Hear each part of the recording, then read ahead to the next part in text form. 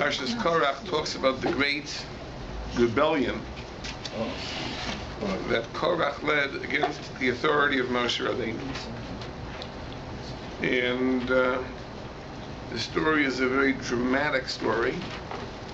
And ultimately, the dispute was only settled by the earth opening its mouth and swallowing Korach and all his followers. God made a miracle to suppress the rebellion. But that's what the Parsha is about. Rebellion against the authority of Moshe Rabbeinu.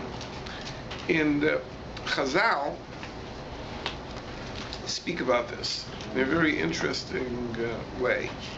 There's a Mishnah in Pirkei Avos which says the following.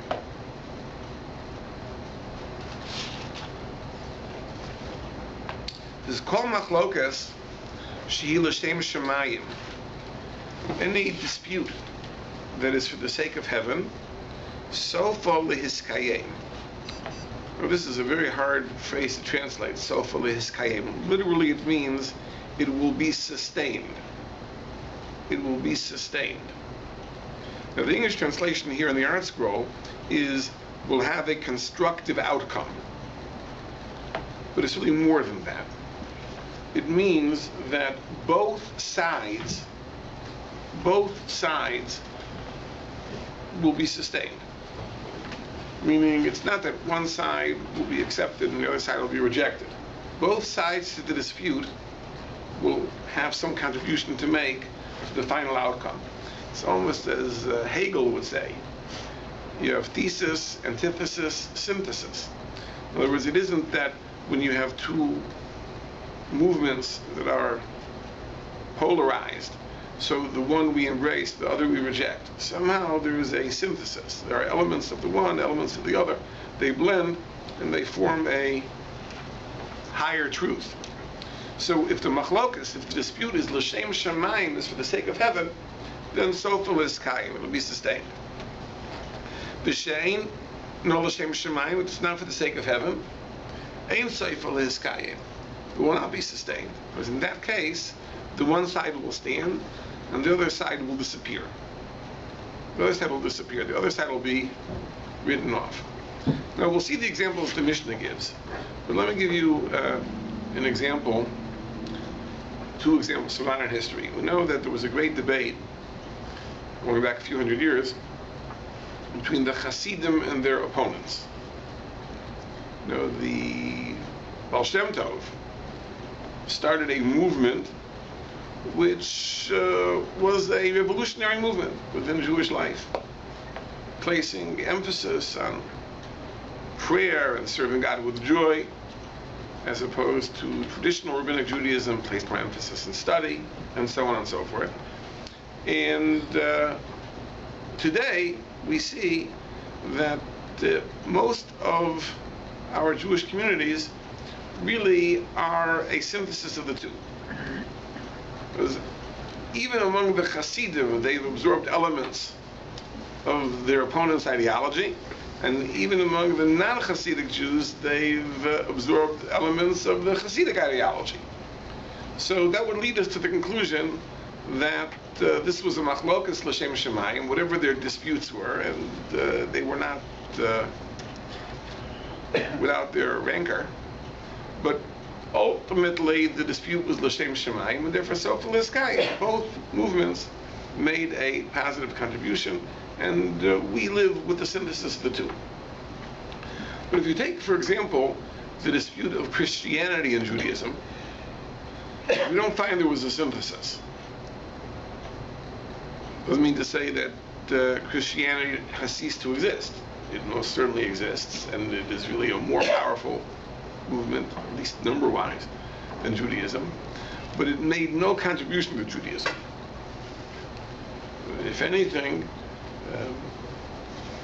it almost served to create a new definition of Judaism. Judaism is the religion that rejects Jesus. Whereas for most people, the sum total of their Jewishness is that they are not Christian. Ask many people what is Jewish about your lifestyle, your way of thinking, they'll be hard-pressed to answer. But one thing we know, we don't believe in Jesus. So therefore, not believing in Jesus becomes the definition of Judaism. So it's not that we've achieved a synthesis. From the Jewish perspective, the one side to the dispute is totally written off, and the other side to the dispute is sustained.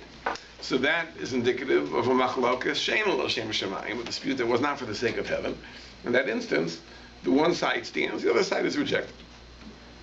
The Mishnah, of course, gives other examples. And the Mishnah says the example of the machlokas, which is not l'shem shamayim, is the machlokas of Korach against Moshe Rabbeinu. That's the example of the machlokas, which is not for the sake of heaven. And the example of the machlokas, which is for the sake of heaven, is the dispute between Hillel and Shammai.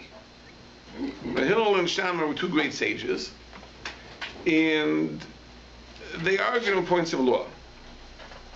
Now it's very interesting to note that we have Hillel and Shammai themselves, and then we have base Hillel and base Shammai, the house of Hillel and the house of Shammai.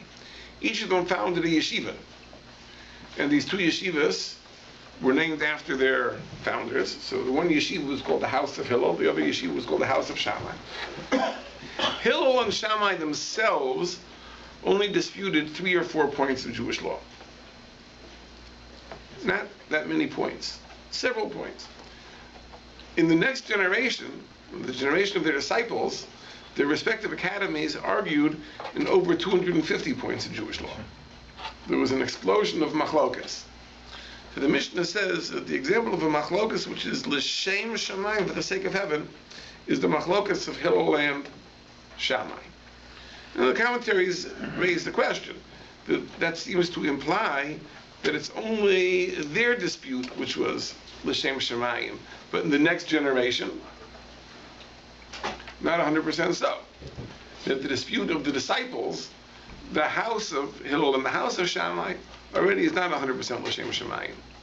Now this, by the way, is something that we would be tempted to explain in light of something that we may have experienced. Now sometimes you find there are disputes between and among various groups of Jews.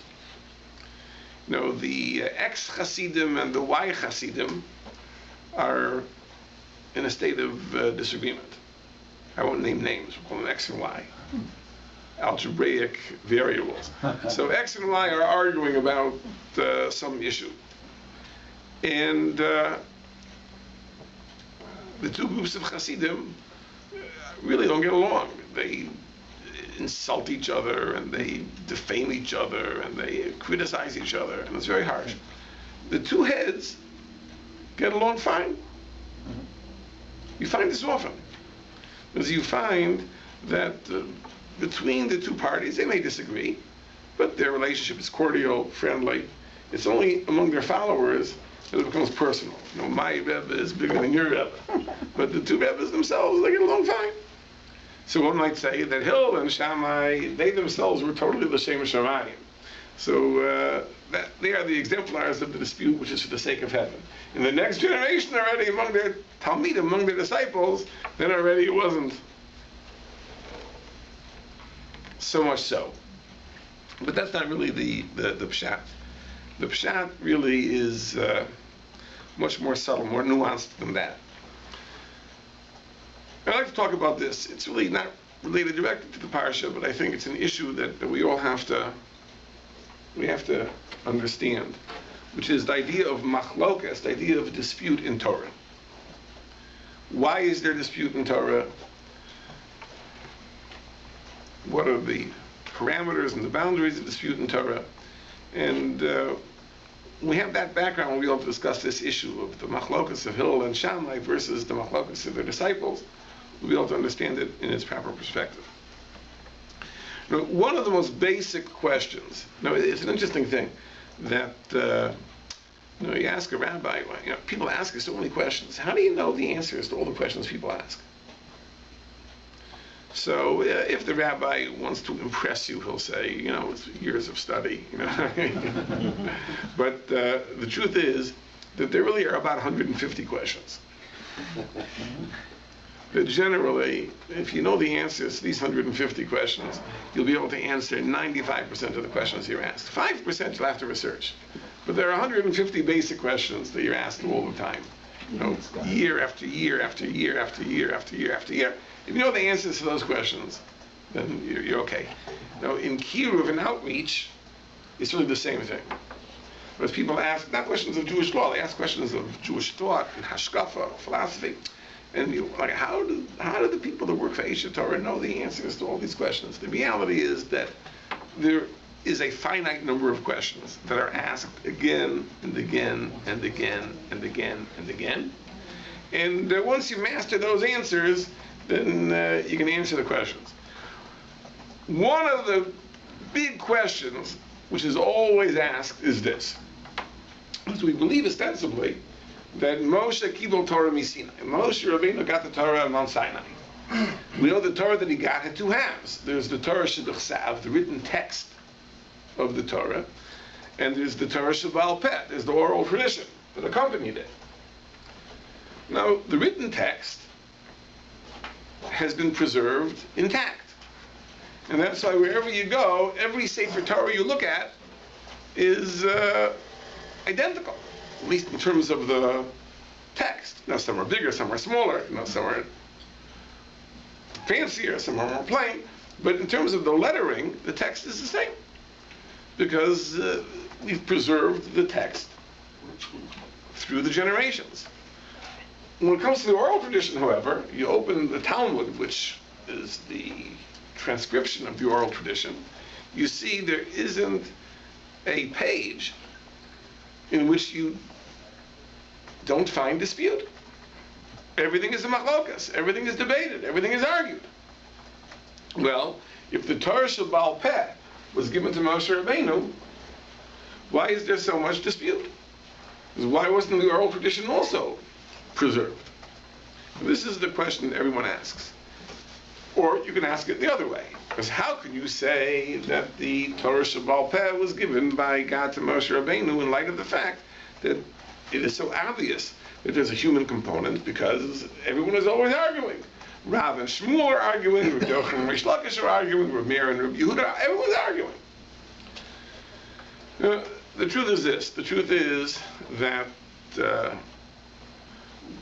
this question, the premise of this question is an oversimplification. The Rambam writes, that when we speak of Torah Sheba'al Peh, we are talking about 5 different things. That might be an over complication. We're talking about 5 different things. Number 1, first, there are rules and definitions that were given by God to Moshe, for which we subsequently cannot find support in the text. In other words, take the mitzvah of tefillin, for example. So the mitzvah of tefillin is written in the Torah. Kshartam la'os al yodecha, you should tie them as a sign on your arms. V'hayu l'totafos b'neinecha, and they shall be an ornament between your eyes. So the mitzvah of tefillin is written in the Torah. The Torah doesn't tell us anything about the tefillin, what shape they should be, what color they should be. So there are certain halachas, certain laws of tefillin that were given by God to Moshe Rabbeinu. But even with the laws, we cannot find any support from the text. You go back to the text, we can't find the basis in the text. Now, sometimes you'd expect the following. You'd expect, well, if I don't know what I'm looking for, I wouldn't be able to find it. But once I know what I'm looking for, then I should be able to find it. So if I would start from the Torah and ask myself, what color should tefillin be? What shape should tefillin be? Okay, maybe I wouldn't be able to figure it out.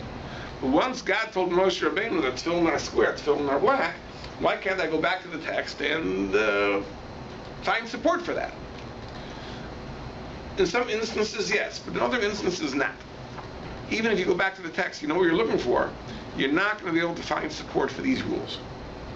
Those rules, the Talmud calls halacha l'Moshe miSinai. These are laws which were given by God to Moshe Rabbeinu on Mount Sinai, not to imply that other laws weren't given, but it means these are the laws whose only basis is the oral tradition. Meaning, even after we're given these laws, we can't go back to the text and find hints to these laws. Category number 2 are laws that were given by God to Moshe Rabbeinu, but for which subsequently we can go back to the text and find support. So, for example, if you take a Masechah Sukkah out, which deals with the laws of Sukkahs, there is a discussion in the Gemara as follows. It says that among the 4 species you take on Sukkahs, you take pre-Eitz Hadar. You take a beautiful fruit. Beautiful fruit. What's a beautiful fruit? So we say it's an esrog. Asks the Gemara, maybe it's an olive, maybe it's this, maybe it's that. So the Gemara proves in various ways that the word hadar means esrog. That the word hadar, which is the word for beautiful, really has a secondary meaning, which is an esrog. And the Gemara explains this in 4 or 5 different ways. So the Rambam says that there never was a doubt about this. When the Gemara raises the possibility, maybe it's an olive or maybe it's a peppercorn, even the Gemara discusses, there wasn't even a momentary possibility that we would stop buying esrogim and start using olives. That pre-Eitz Hadar means esrog. This was an oral tradition that was given by God to Moshe Rabbeinu. What the Gemara is trying to do here is that once we know what the halacha is, can we go back to the text and say, oh, it's implicit in the text itself. In the case of tefillin, we can't find the basis. In the case of esrog, we do find the basis.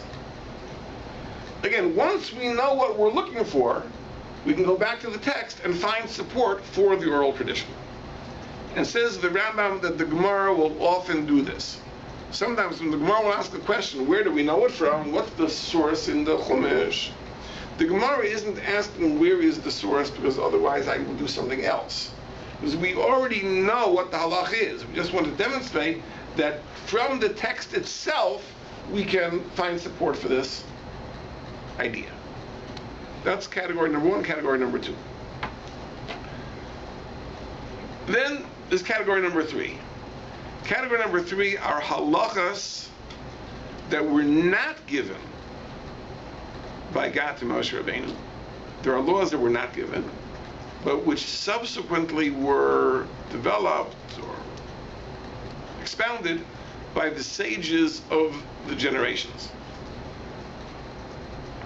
These usually are not basic definitions. These are most often in the what-if cases. Like, what if... So, for example, when it comes to the mitzvah of sukkah, we all know what a basic sukkah is. You have 4 walls and you have schach on top. That's a sukkah. What if I'm kind of cheap with the boards? So can I make a sukkah with 1.5 walls? I mean, in Toronto, you wouldn't want to do that. You'd freeze, right? But in California, it's so beautiful. So there aren't any walls. If I'm open just under the shaded top, we'll be fine. So what's the halacha? So it may be that here we have a dispute. There's a dispute in the Talmud. How many walls does a sukkah have to have? The Rabbanon say you have to have 2 and a bit. Reb Shimon says you have to have 3 and a bit. So what is this dispute? So this dispute is not a question of what the oral tradition was. There was no oral tradition on this point. Here it's the Chachamim trying to figure out what the halacha should be. And the issue is that everyone agrees that the sukkah must be enclosed, but how many walls do you need for the area to be considered enclosed?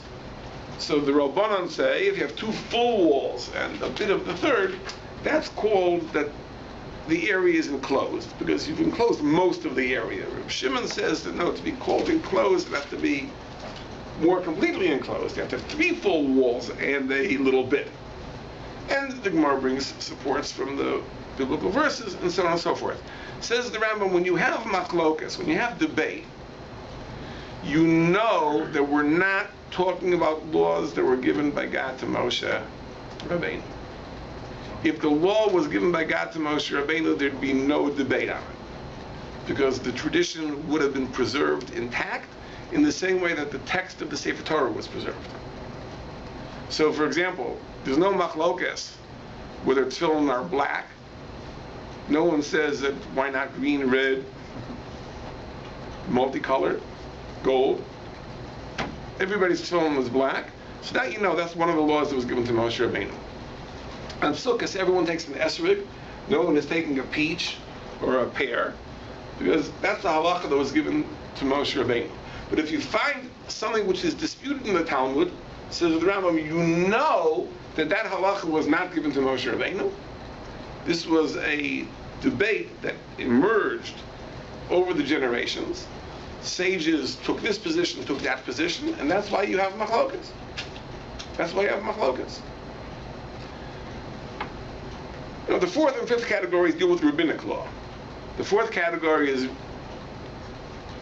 the body of rabbinic mitzvahs, positive commands, such as the observance of Purim, Hanukkah, washing hands before eating, recitation of Hallel. And the final category are rabbinic prohibitions, safeguards they instituted that a person shouldn't come to violate the Torah, such as, for example, the prohibition of doing business on Shabbos, which is a gzeira, a decree you might come to write, because every business involves record keeping. So you might come to write, which is one of the forbidden labor. So they said you can't buy and sell on Shabbos. But getting back to the third category, what is the Rambam teaching us? That whenever you have dispute, that's a sign this is a halacha that was not given to Moshe Rabbeinu. Rather, the sages of the generations expound this law. Now, on what basis do they do that? On what basis do they do that? Is that not a rabbinic? So, no, because it's a question of the interpretation of the biblical law. We're not talking about a rabbinic enactment. We're talking about a rabbinic interpretation of a biblical verse. It has the status of daraisa, of Torah law. But on what basis do they come to their conclusions? So there really are three different ways. The Rambam himself talks about this. Number one is svara. Svara is logic, pure reason. You know, there are certain types of issues which lend themselves to analysis using reason. For example, in questions of civil law, torts, damages. So here, if the question is, should a person be liable, should a person not be liable? We could be dealing with something which is pure reason. Let's say, for example, I have a bull. And a bull can be wild. So a bull has to be guarded. So what is considered adequate guarding of a bull? Is it enough to tie it with a rope? Do you have to tie it with a chain? Do you have to keep it in an enclosure? Do you have to slaughter it? Because there's no other way to guard it. You know, this could be something which is debated. And it's not a question of biblical interpretation. Or this is something which lends itself to a dispute in reason.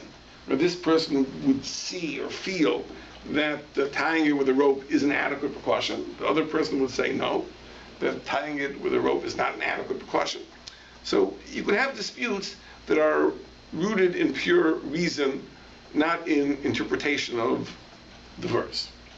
Then we have other halachas that are dependent on the Yud Gimel Midas Sha'atar Nedreshes for him. There are 13 methods of biblical interpretation. It's printed in the Siddur. The end of the Karbana section. This is recited daily. The Yud Gimel Midas Sha'atar Nedreshes for him.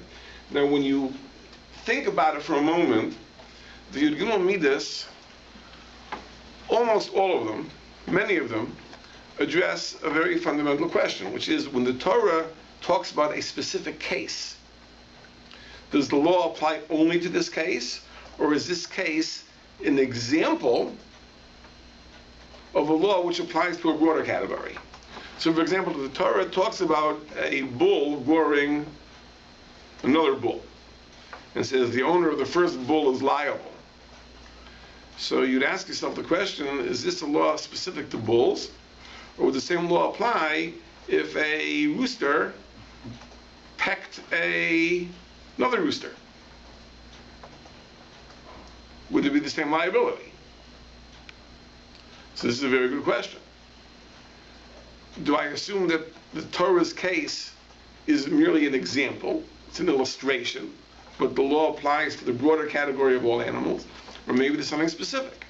And interestingly, sometimes we say that the Torah is very precise, and sometimes the Torah is only giving an illustration, and the law does apply to the broader category.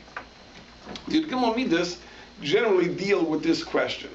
If you have a general expression followed by a specific expression, or a specific expression followed by a general expression, so we say the law applies to the specific instance, to the broader category. These are the issue which the Gimel Midas deal with, and these are formal methods of biblical interpretation. There are rules as to how we interpret verses to determine this issue. And then the third way the Rambam says, and unfortunately this is not going to give us too much insight, is that there is a certain intuition that people have from understanding, just when you read a biblical verse, the way you hear it, people that are steeped in Torah have a certain intuition as to what it means. If with your permission, I'll tell you a story that illustrates this idea. Very, very fascinating story. Rabbi Gottlieb told me an amazing story. There was a fellow who was working on his PhD in physics, and he was working 2 years on this project, and he's really into it, and he's invested months and months and months of effort into working through this problem of physics. Anyway, he reads that there's going to be a conference in a nearby place, and there's a Nobel Prize winner who's going to be at the conference who has done work in a related field. So you figure this is a golden opportunity to share what he's doing with this world-renowned scientist, and maybe get some advice and input. So he emails the fellow, and he tells him, I'm a graduate student, I'm working to my PhD, I'm working in this field, I understand that could I have the opportunity to meet you when you come for the conference? So the professor, the Nobel Prize winner, emails back, with my pleasure, I'd be glad to meet with you. Why don't we have breakfast together on such and such day, and you can tell me what you're doing. And he's very excited, he's going to meet the great man. And they have breakfast together, and a very cordial breakfast, and they hit it off well. And after over coffee, so the professor says, "Okay, so tell me what are you doing?" So he starts explaining to him the area of research and his theories and so on and so forth. And the fellow looks at him, says, "That doesn't make any sense." No. Takes out a napkin, writes a few equations. So do you see? Doesn't make any sense. 2 years of work down the drain. What's the point of the story? I mean, there are many lessons you can draw from a story like this. But one of the lessons is the people that really know. Oh, yeah. In other words, those of us who are amateurs, and we could work on something 2 years and think and theorize, and but when you go to a person who really knows, all it takes about 15 seconds, and he knows, is it baloney or is it real? And it's not so much that he has to prove it. Not that he can prove it, but there's a certain intuition. A person that's steeped in the field understands what makes sense, what doesn't make sense. So you read a biblical verse. Those people who have engaged in Torah study for long periods of time, and invested much effort, etc., they have an intuition as to what the Torah really means with this expression and what the Torah doesn't mean, and on that basis they can actually draw conclusions from the verses itself. And using these techniques, these various methods, so this is how the Chacham of the generations come to conclusions in Torah. The question is, but why are there disputes? Why doesn't everyone come to the same conclusion? Now, when we do mathematical problems, addition, subtraction, multiplication, division, everyone comes to the same answer, hopefully. So if in mathematics everyone comes to the same answer, why in Torah doesn't everyone come to the same answer? Now, there are two answers to this question. One answer to the question is because on matters of great complexity, there's no expectation we should come to the same answer, because people's minds are different. Because Chazal tell us an amazing thing. Chazal tell us, Kishem shein partzufeim shavos, kachein deoseim shavos. The same way that people's faces aren't the same, people's ways of thinking aren't the same. There are differences. There are differences between and among people. Just like our faces are different, our brains are wired in different ways. And therefore, there's a certain expectation that if you have two people and they're analyzing an issue, there isn't an inevitability they'll come to machlokas. And in fact, maybe 95% of the time there won't be any machlokas. But 5% of the time there will be. Why? Because on this particular issue, their minds are wired differently. And you can say it in many ways. If wiring is a appropriate metaphor, if you think of your brain as a computer, so you think of wiring, that's fine. Call that the metaphor. If you're a mystic, then you'll talk about the shayrish of your neshama, the root of your neshama, that this person's neshama is rooted in the sphera of chesed, and this person's neshama is rooted in the sphera of gevura, and that's why they look at things differently. Just different ways of saying the same thing. But I don't care whether you're a down-to-earth mechanical person or whether you are in the cloud mystical person. Really, you're saying the same thing, which is that people are different, and accordingly, in Torah, you may come to different conclusions. A contributing factor to this is that Torah itself is multifaceted. Ayin panim l'Torah. There are 70 faces to Torah.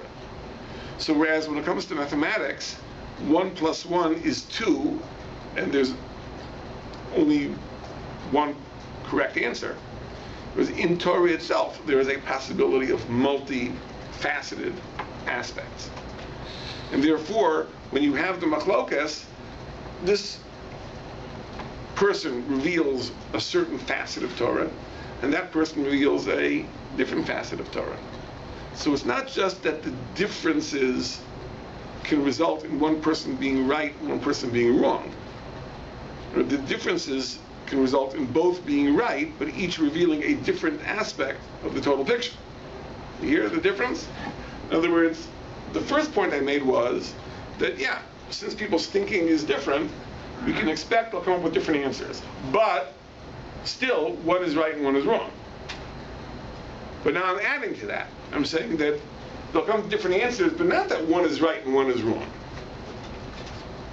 Both are right. They're both revealing true aspects of Torah. And this is an expression which the Gemara uses in several cases. Eilu ve'eilu divrei Elokim chayim. This and this are both the words of the living God. Meaning that you can have two people saying two different things, and you wonder how can they both be true? And the answer is no. The Torah is multifaceted, and both are valid perspectives in Torah. Now that won't always be the case.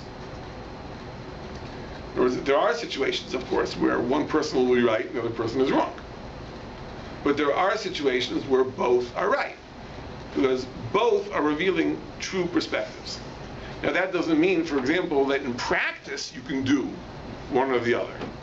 There have to be rules that govern practice. Because you can't have anarchy, you can't have a situation where everyone is doing something different. We want a certain uniformity of practice. So when it comes to practice, there may be a rule, you follow the majority, etc. There are rules of practice. But that doesn't mean to say that, the majority got it right and the minority made a mistake. It means that in terms of normative practice, you follow the majority opinion. But the minority opinion has validity too. It was Eilu ve'eilu divrei Elokim chayim, but you follow the majority. Now,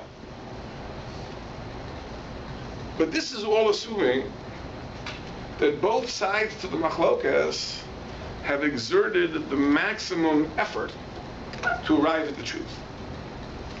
So then we say that the differences are a function of the fact that people are different. But what if one of the parties to the dispute has worked hard and the other party to the dispute is a slacker? So what do you say then? Then you won't necessarily say, Elu ve'elu dirili kim chayim. You might say that in that case, there's a very strong likelihood that the one side is right, the other side is wrong. Now imagine you have a person who's researched a topic and he's worked on it for years and years and years and years and years and years, and he presents his conclusion, and there's another person who has done no research on the topic, and I think he's wrong. I don't know, I get this feeling that he's wrong. So in that instance, I wouldn't say that there's a level playing field here. Now, this person has researched, has worked on it, he's come to a certain learned conclusion. The other person is just offering a conjecture. You'd have to assume that person probably is right, this person is wrong.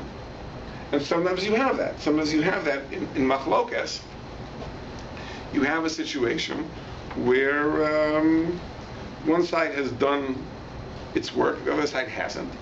And you have to know that. You have to know that. So there are various possibilities for machlokas. The Gemara says a very, very frightening thing. Historically, as we said, Hillel and Shammai themselves only disputed 3 or 4 points of Jewish law. In the next generation, the generation of the disciples, there was an explosion of machlokas, and all of a sudden you have 250 disputes in Jewish law. Now, how do you account for that? Like, what changed in one generation? But until that point, very, very few disputes. All of a sudden, everything is up in the air. So the Gemara says an amazing thing, a frightening thing. The Gemara says, Mishiravu Talmidei Hillel v'Shammai. When you had the many disciples of Hillel and Shammai, Shloshim Shu Kol Tzarkan, who did not apprentice under their masters sufficiently, Robu Machlokes b'Yisrael. This is when there was an increase in Machlokes. In other words, the Talmud criticizes the disciples for not having apprenticed long enough under their masters. Not having apprenticed long enough. Had they spent more time and worked harder, there wouldn't be so much machlokas. Meaning, in some way, we'd have to assume a very subtle way, they were slackers. They didn't apply themselves as much as they should, and that's why there was an explosion of machlokas. Meaning, Hillel and Shammai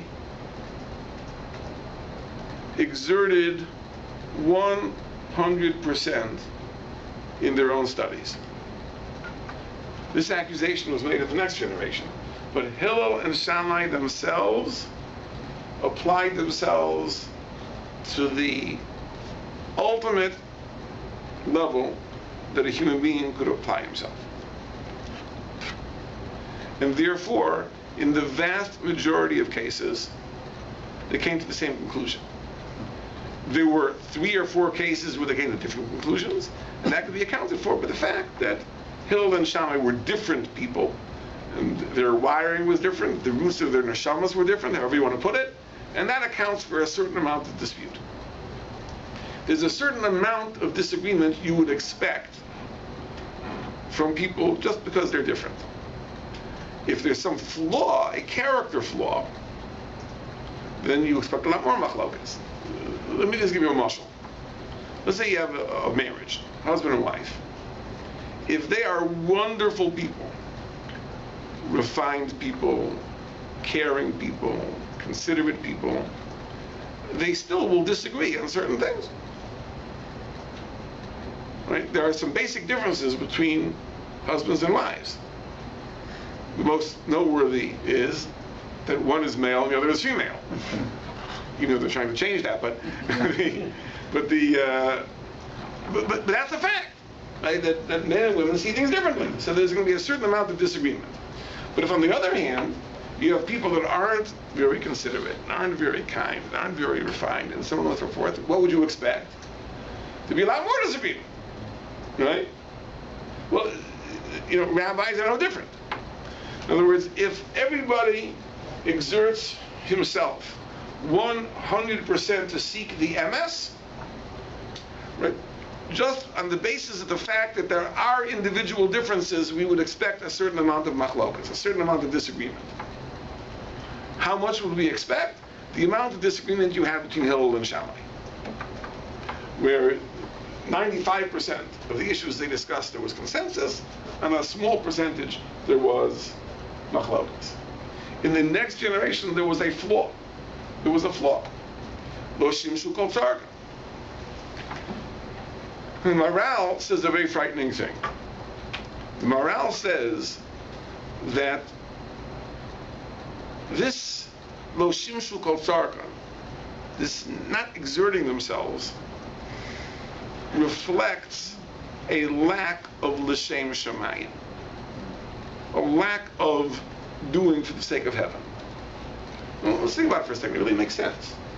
Because if a person does something for the sake of heaven, what does that mean? That means 100% of his motivation is for the sake of doing God's will, arriving at truth, and so on and so forth. But let's say a person, he wants to come to the emes, but he's only willing to devote 1 hour to it. Because after that, he wants to relax. So he devotes his 1 hour to it, and it comes to a certain conclusion. Can you say that his coming to that conclusion is a total exertion l'shem shamayim? No, if it really was 100% l'shem shamayim, he would have worked longer than 1 hour on it. There was another consideration over here, which was the desire for comfort, for pleasure, for relaxation. And that's why he arbitrarily cut off his study at 1 hour, and maybe he came to a conclusion which was not correct. So there's an element of not l'shem shamayim. There's something else. There's another factor mixed in the process. There are other motives aside from the pure motive of arriving at truth. And therefore, in the next generation, it's not called 100% l'shem shamayim. It says the Maral, therefore, when the Mishnah here says, what is an example of a machlokas which is l'shem shamayim? The Mishnah did not say the machlokas between Beis Hillel and Beis Shammai. The disputes between the Academy of Hillel and the Academy of Shammai, that is the machlokas l'shem shamayim. Because there already, it wasn't 100% l'shem shamayim. Maybe it was 99% l'shem shamayim. But there was something mixed in. The lo shimshu kol tzarka, the failure to apprentice sufficiently, showed that there was an interest in relaxation and comfort in taking the easy way out. That is a lack of l'shem shamayim. It was only in the earlier generation that it was 100% l'shem shamayim. So Hillel and Shammai themselves was l'shem shamayim. The next generation, it wasn't the same. Now, and with all of that, the Gemara says an amazing thing. The Gemara in Maseches Eruvin, discussing Beis Hillel and Beis Shammai, says that for 3 years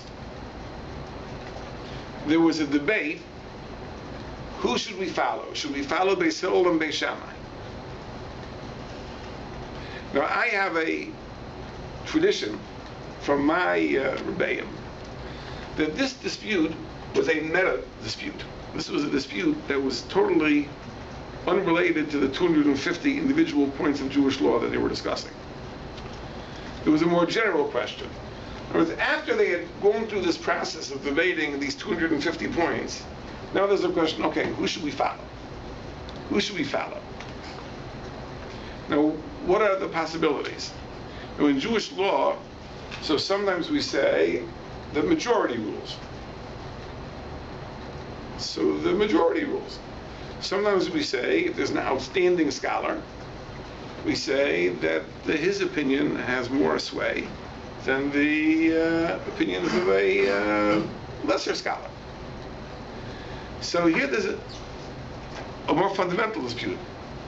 Chazal tell us, Mar Yavamas tells us, that the Academy of Hillel was larger than the Academy of Shammai. But on the other hand, the members of the Academy of Shammai were machad datzvei. They were sharper. The bigger brains were in Beis Shammai. But Beis Hillel had the majority. So Beis Hillel said, put aside the particulars of our dispute.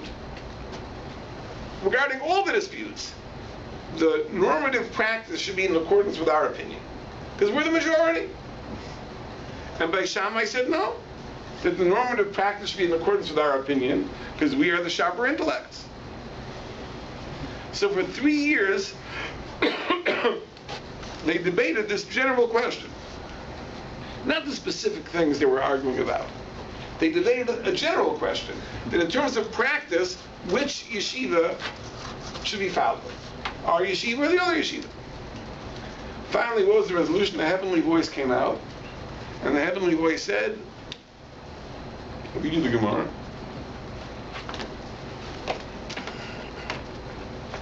Yotza Baskoil.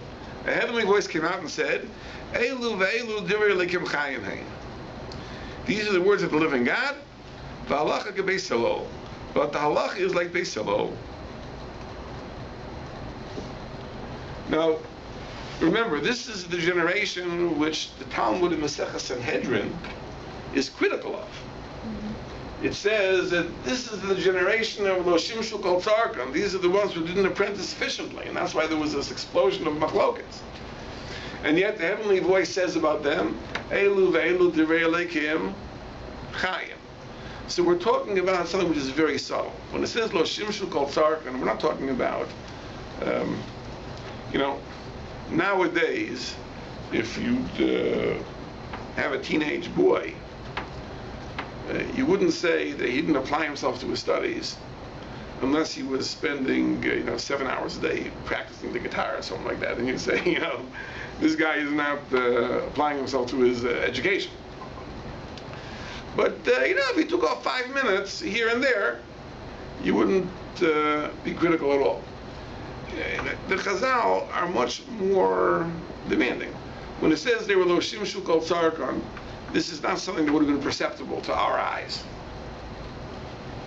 It was a very, very subtle lapse, to the extent that on the one hand the Talmud is critical, but on the other hand the heavenly voice itself said that even here it's Elu ve'elu divrei Elokim chayim. But you have to follow some opinion. So we follow Beis Hillel. So the Gemara asks a question, but wait a minute. If the heavenly voice determined that really the positions of Beis Hillel and Shammai are equivalent, Elu ve'elu, they're equivalent, so why does the heavenly voice tell us to follow Beis Hillel? So the Gemara says like this. If these are, and these are the words of the living God, why do we follow Beis Hillel? So the Gemara says like this. They were careful and they were patient. And when they would discuss the issue, they would not only cite their own opinion, they would cite the opposing opinion. Not only that, they would give top billing to the opinion of Beis Shammai. They would cite both opinions, but they mentioned Beis Shammai's opinion first. So we see that they were very, very modest, humble, patient people, which is very nice. What does it have to do with establishing the halacha? Right? Imagine you have a question of a medical diagnosis. One doctor says that you should do X, the other doctor says you should do Y. And the question is, which doctor should you listen to?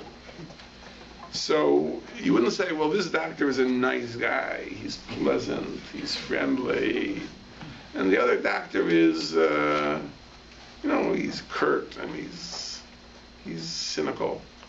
I'll follow that doctor. In fact, some people would say the opposite. You should follow the one who's curt and cynical, because they figure the guy who's nice probably is not such a big doctor. If he was a big doctor, he wouldn't be so nice. It's not true. I know big doctors who are very nice. But the point is, but what does that have to do with so the answer which is given is like this, very beautiful answer. You have a machlokas, you have a dispute, okay? So the first thing is you have the machshava rishayna. You have the first thought that falls into your head. In other words, what is your first intuition on this issue? And there could be a machlokas in that. So the case is presented. My knee-jerk reaction is aser. The other person's knee-jerk reaction is mutter. Well, now each discovers that there's an opposing viewpoint. So how do you relate to that? So some people are not willing to reconsider. It's difficult for them to reconsider their first opinion. This was my initial reaction. I'm not willing to change, not willing to reevaluate. I stick with my gut feeling. The other person would say, it's true, this is what I thought at first, but I'm willing to entertain other possibilities. Which one is more likely to arrive at truth? The latter rather than the former.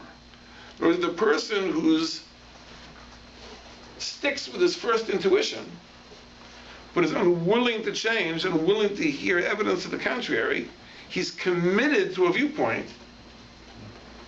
There's a greater possibility that if he's made a mistake, that he's not going to retract. The other person, maybe this was his initial way of looking at it, but he's willing to hear there are alternatives, there are possibilities, and maybe ultimately he'll change his mind.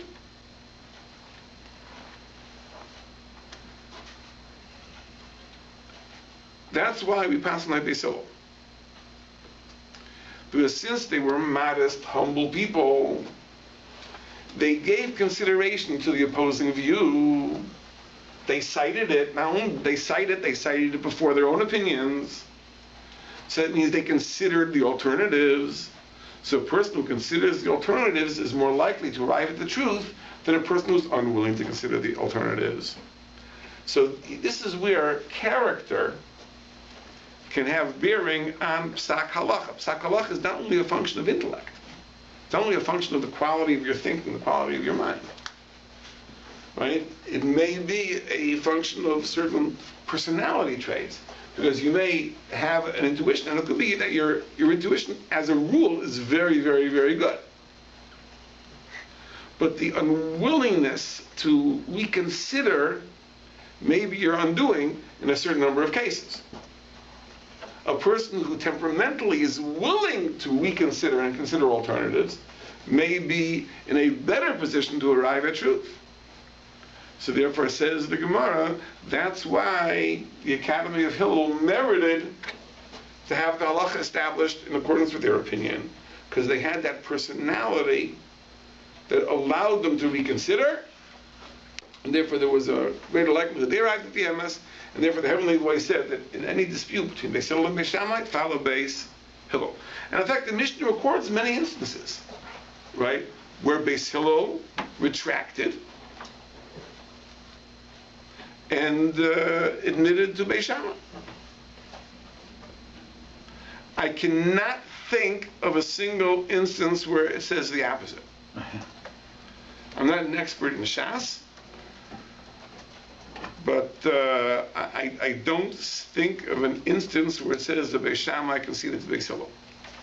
Yes? So how did it come about that the whole yeshiva had a certain type of characters? Did they flock there because of their character, or? That's a very good question. The question is that this yeshiva attract people of that personality? Did it somehow the curriculum of the yeshiva modify their personalities? I don't know. It's a good question. It may be a little bit of both. Or it could be that a person who did not have that personality just didn't bother going there.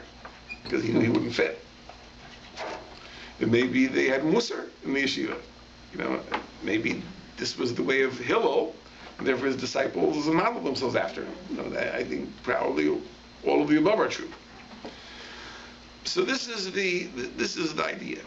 But what we have to take out of this is as follows: that number one, that the answer to the great question that everyone asks, which is, how do you have machlokas if the Torah Shebaal Peh was given to Moshe Rabbeinu?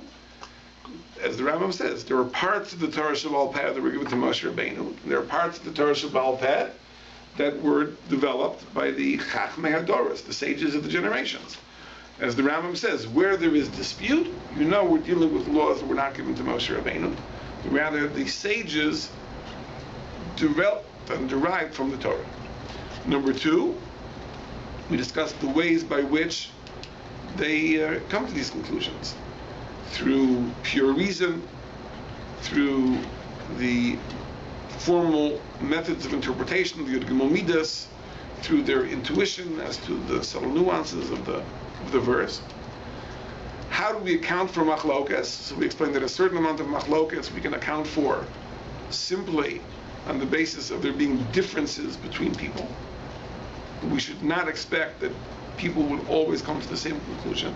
Even Hillel and Shammai, who were faultless, came to different conclusions on a certain number of points in Jewish law. But the explosion of machlokas is the result of a flaw. And these flaws can be one of two things: either a flaw in intellect, which is a result of not training properly, and that's what the Gemara in Erevin seems to emphasize. The idea of those, Sanhedrin rather, of those shimshu called sargon, and it'd be a flaw of personality as well. Because sometimes an unwillingness to consider other opinions can also result in a person digging his heels in and maintaining a certain opinion, and not being willing to see evidence to the contrary. So there can be flaws of intellect and flaws of character that can lead a person to incorrect conclusions. But nevertheless, despite the fact that Beis Shammai and Beis Hillel are critiqued in the Gemara, nevertheless about them, the Gemara still says, Elu ve'elu divrei Elokim chayim. So whatever criticism Chazal made of them was undoubtedly very subtle. It's almost something which is very, very subtle, almost imperceptible. But nevertheless, we would say, Elu ve'elu divrei Elokim chayim. If it's l'shem shemayim, if it's for the sake of heaven, that means that it's faultless. And if it's faultless, then it becomes like Hillel and Shammai. Because once there are other considerations, then we're at least one notch removed from that pristine example of Hillel and Shammai. And this is something we have to know in our lives. Not only debates in halacha, that was the topic of tonight, but even into personal things. When we have differences of opinion, we have to be mindful of the fact that, yes, there may be differences which are rooted in the fact that our minds are different, our neshamas are different, and that accounts for the differences. But we always have to also ask ourselves the question that maybe the fact I see things differently here is also a consequence of something which is a fault. Whether it's a fault of intellect, whether they haven't adequately researched the subject, whether it's a fault of character, personality, unwillingness to bend, unwillingness to reconsider. And these are things that we all have to be mindful of. Because these turn our machlokos, they turn our divisions into divisions which are not l'shem shemayim, and those do not have any positive outcome.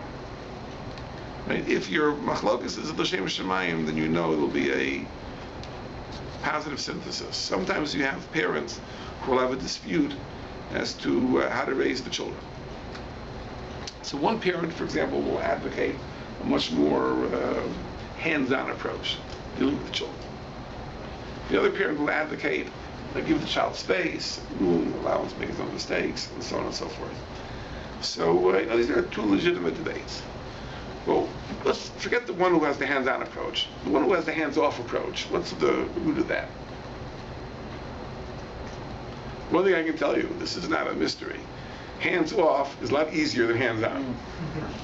Mother says hands on, father says hands off, but maybe the father doesn't want to be bothered. Well, he's had a hard day at work. You know, he finally comes home, he wants to relax, he doesn't want to hear all the troubles of the kids and the teachers and the school and the homework. Because I know that when I come home and I discover that my kids have brought me homework to do, I'm resentful. I said, listen, I was in third grade, 40 years ago. I don't know. I've graduated already. Again, gotta go through it again. But that's a flaw.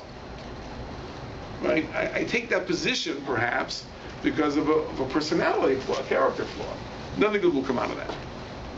Right? A machlokas, which is not l'shem shamayim, ein seifel l'skayim. Nothing positive comes from that. We always have to ask ourselves this question. When we take a position, we're not talking about Jewish law, we're talking about the difference of opinion. Fathers, mothers, husbands, wives, business partners, etc. Why are we taking the opinion we take? Are we taking it because we really believe, bottom of our hearts, this is the emes, this is the correct approach? Or are we doing it because we're lazy, we're tired, we're apathetic, etc.? Then it's not l'shem shamayim, it's not for the sake of heaven, it's not for the sake of emes, it's not for the sake of truth. Then nothing constructive will come of that. So this Mishnah is a very, very cautionary tale. Of course, Korach is the extreme example. Morale says that the reason Korach is the exemplar of the machlokas, which is not l'shem shamayim, because Korach was not just 90% not l'shem shamayim. It was not 95% not l'shem shamayim. Korach was 100% not l'shem shamayim. There was no altruistic impulse at all in his case. And that's why, of course, his collapse was so dramatic. The earth swallowed him up. That's not going to happen in our case, where the two people are both, to a certain extent, l'shem shamayim. Just maybe there are personality flaws that play a role as well. No one is going to get swallowed up by the earth. I'm happy to report. You don't have to worry about that. But nevertheless, will something constructive come out of the division? That really is not necessarily the case. That is only to the extent that both sides are really seeking to do the emes to the best of their abilities. Everyone have a good evening. This is a very important thing because we are one nation. We are one. The Gemara in Sanhedrin, when it says about Talmidei, Beisil and Beishamai, that it was Rav Sabachlagis B'Yisrael, the Nasek Ishtei Torahs. Torah became like two Torahs. Yeah. And that's considered a calamity. Now, this is an important thing. My Rosh Hashiva used to say, he used to give people a bracha. Your Rebbeinu Shalom should protect you from the things you get used to. So you get used to something, and you think, oh, that's a wonderful thing. So this is when we're used to it. Really, it's a tragedy. The truth is that we think, oh, it's so beautiful that Judaism is so multifaceted. That the Ashkenazim do this, the Sephardim do this, and the Hasidim do this, and the Muslims do this, etc. The Chazal don't look at it. The Chazal look at it as a tragedy. But there were 12 paths. They're very terrible. That's not so Pasha. Not so Pasha. What the differences there were. And the differences there might have been only stylistic, but not in terms of halacha, not in terms of different. Here we have differences in terms of halachas, the various groups practice. That difference is a tragedy. Right? And that's why the Mesilas Yesharim says, that's why in the Machlekes Beisil and Beishamai, it was such a crisis that Chazal said all sorts of things. That if you follow Beishamai, you're chayav misa, and that suppresses Machlekes. Because it had the potential of creating a schism within Judaism. So this is something which was axiomatic. There can't be divisions in practice. So you can't have divisions in practice. That's something that has to be avoided at all costs. So at all costs. Ideally, would we all be davening from the same nusach and from, That's kind of intuitive that would be right. Don't you think? Maybe a style. Yeah, what? This might be a style. No, I don't know. Nusach is something else, but really, ideally, we'd have the same practices. So we all follow the same hours between Yeah, milk and meat. something like that, for example. Yeah, Right. that would be, and we would all either be eating Chalav Yisrael or not, Chodesh or not, right, and turkey or not. whatever. Ideally. Right. Everybody wastes 1 hour. I can live with that. That's good. How would everyone waiting 10 hours? I wait 3 actually. Was there a dispute about this? Like you said that in the end they decided that the Gemara decides that Beis Hillel, and the reason you described for Beis Hillel because they're more liable to they're more likely to get to the truth because they're more open to re-examining their first presumptions. Was there a dispute about that as well? No, because that's this question of the Gemara is after the Bas Koil.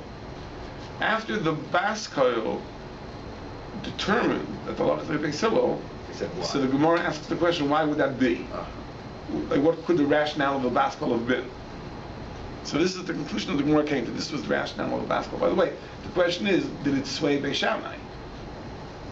That's the dispute in Yevamos, whether Beis Shammai was also K'direim or not. So there's two different issues. There's one issue, what does the bystander do?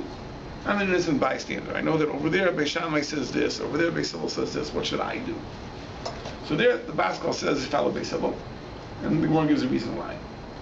Is this reason so compelling that even Beis Shammai should throw in the towel? Or not? So it's a dispute in the Gemara. We pass on the Beis Shammai also K'direim. The Beis Shammai themselves did not budge. The Chazon Ish explains, because all the laws of